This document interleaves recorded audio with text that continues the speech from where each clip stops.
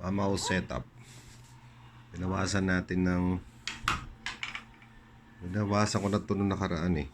Bali, ito siya. Haba. Masyado mahaba eh. Solid carbon siya. O yan o. Solid carbon o. Yan o. Ayan, tumutunog yan o.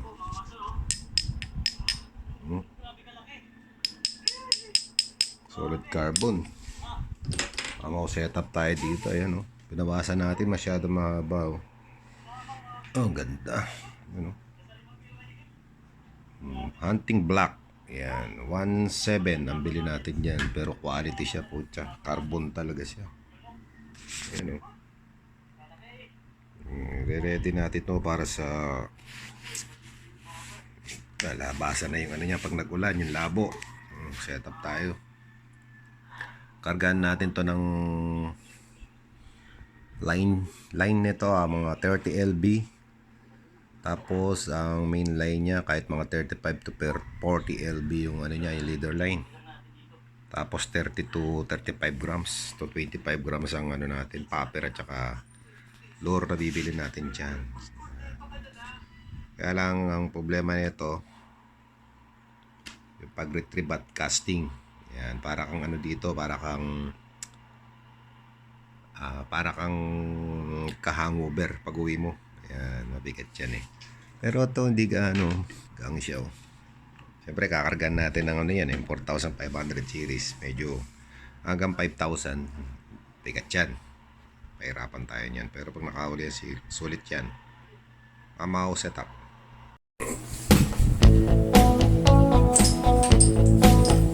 Pwede tayo ng medyo maybe na prato. Gamitin natin sa mga kasi tapos sa pagkaraw.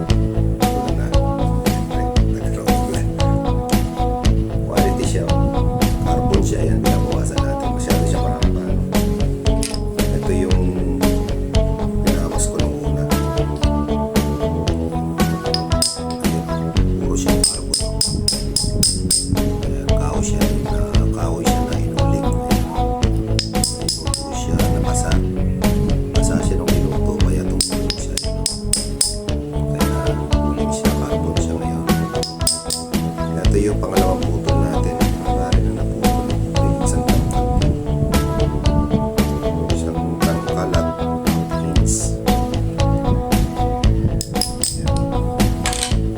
So, kukunin natin ito mamaya. Yan, nasa harapan yan. Yan, ilalagay natin dito para forma siya. Dati ganyan din ginawa ko dati. Ito yung two-tip yung ano niya, isang medium heavy at saka isang medium. Two-tip siya. Ito yung medium. Yan. Pinagyan ko sa sticker na carbon na yan para hindi nagagasgas basta-basta.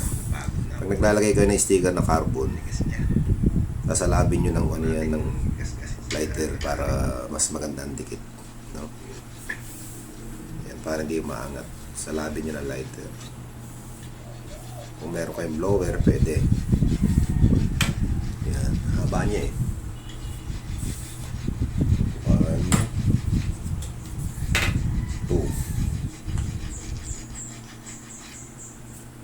2 meters yung dugtungan plus bali nasa 3 meters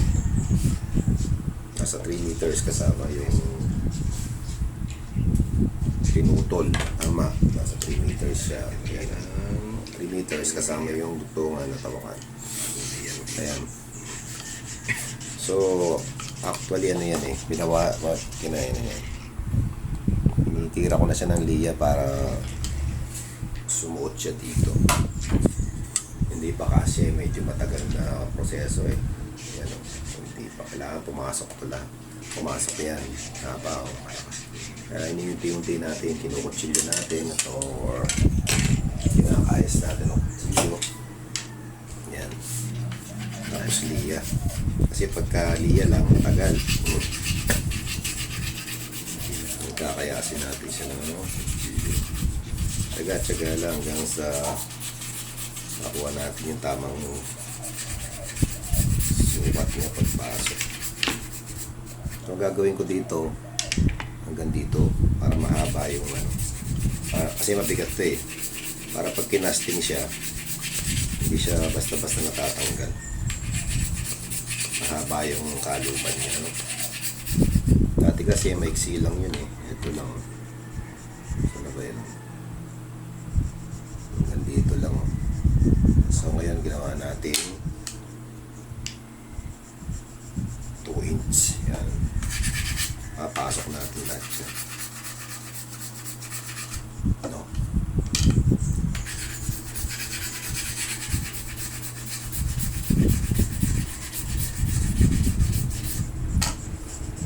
Update ko kayo mamaya.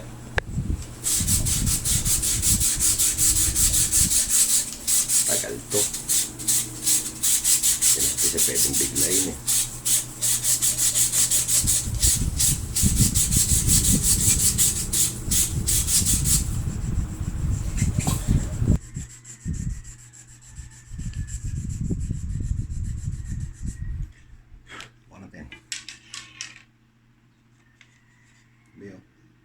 Carbon Lodi.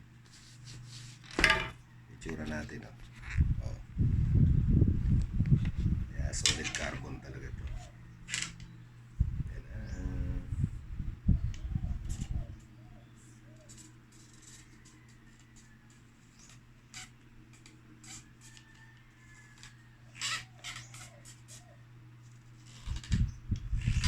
Ito kasi talaga mag-abot siya para maganda siyang tignan.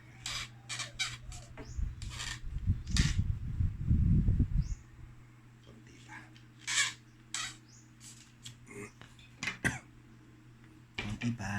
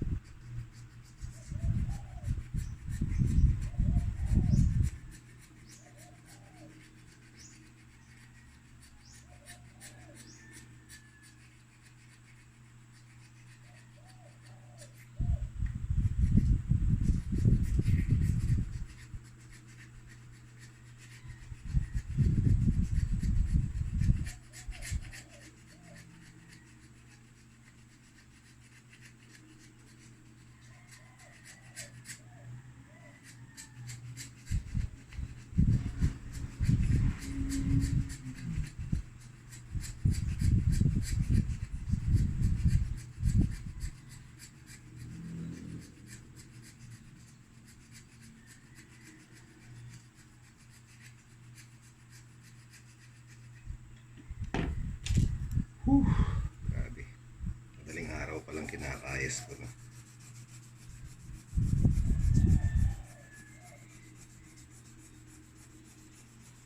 Kala ko ganun-ganun lang. Matagal pala magbawas nito. Pero carbon Lodi. Real carbon. Mura lang siya, 1.7. 2 tips. Meron siyang medium heavy, meron siyang medium.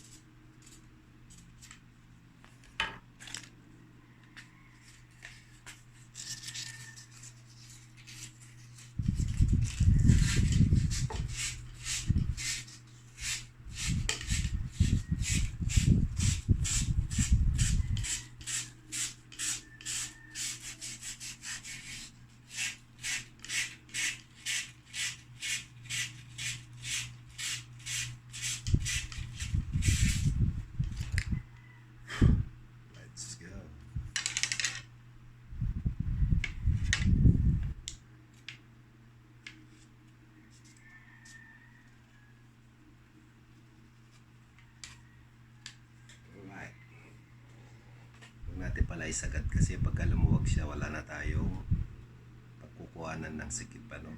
Ganun pala, tama, buti naisip ko yun, iisip pa pala ako. Okay, dito na lang. Sana may natutunan kayo sa ating pagbabawas ng haba ng rod. Okay, ayan, wala naman mawawala eh. Okay, medium heavy, tapos meron siyang medium na double tip to eh. Ang mamaw yan. Hunting block, yan ang tatak niya, hunting block. Solid ka, carbon talaga boss. Mura na siya, 1.7. Nasa 3 feet ang haba kasama yung ating handle. Yan. Okay. Ito yung kanyang medium heavy para itong nilagay ko. Ito yung isa. Dapat ang gagamitin nyo lang yung medium. Kasi mabigat siya. Hindi kayo tumagal, makakalay kayo. Ayun. Heavy. Heavy. Medium heavy. Ayan, dalawa siya. Ito mas maliit yung sa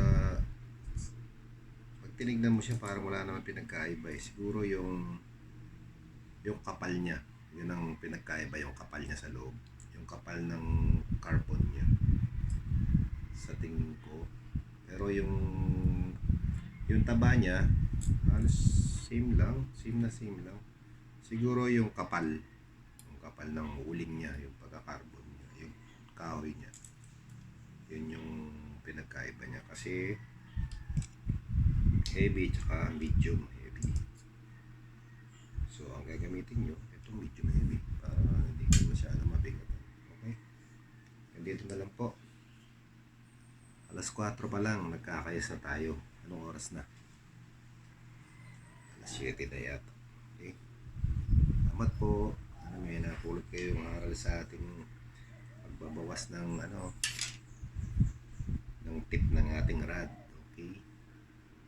Bali po ito double tip siya. Tapos meron pa siyang isang tip na ito yung dinugtong natin. Ayan. Ito yung ito talaga yung isang tip na kakahabaan niya. Kaya tinawag na double tip dahil dalawa yung sasalpak mo tip. Ayan. Ito, natural lang nakadugtong talaga. Pinalutan natin ng carbon sticker yan. Carbon loading. Tapos, tinahin natin ito lang para masikip din siya.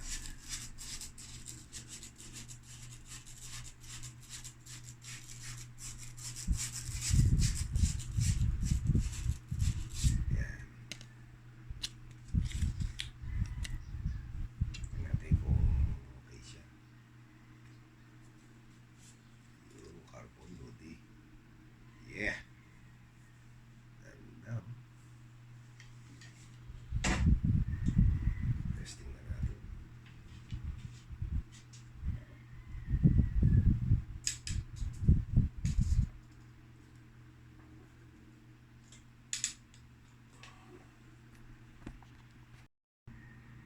Ayan na po. Mixi na siya ng konti. Nasa na lang to, nasa bawasan lang siya ng isang dangkal at 2 inch sa 3 meters kasama yung handle. So setup talaga to sa pangmamaw talaga to, setup pangmamaw. Okay, hanggang dito na lang video natin. Subscribe na lang po and likes. Maraming po salamat.